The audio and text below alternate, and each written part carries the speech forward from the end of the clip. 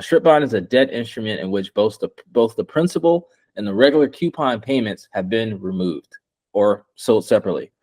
And they also call this a zero coupon bond. So, basically a traditional bond, you have the bond and then you have like a yield that it pays you. So let's say you buy a bond for $100 and it has a 5% coupon and it expires in a year. That means you'll make $105. So you'll make, like if it's a 5%, you'll make $105 upon maturity.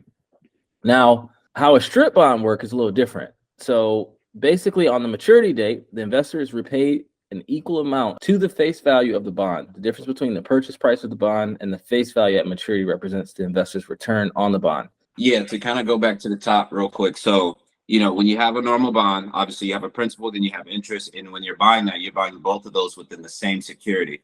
When you strip a bond, you effectively turn that principal side into a zero coupon bond, which allows you to buy it at a discount to whatever the face value is. And upon maturity, you can redeem that at par, meaning it'd be a 1-to-1 redemption.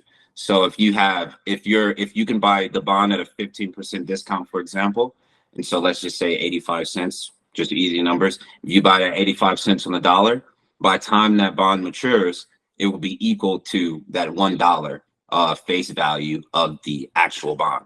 And so that's how you make your profit on the principal side of a strip bond. Now, on the coupon side, so normally the yield for that asset is tied to like within the asset. The value is within the asset. So by taking or stripping the bond, you basically extract the value of the yield. And so the yield becomes a separate instrument within itself, and it has value within itself.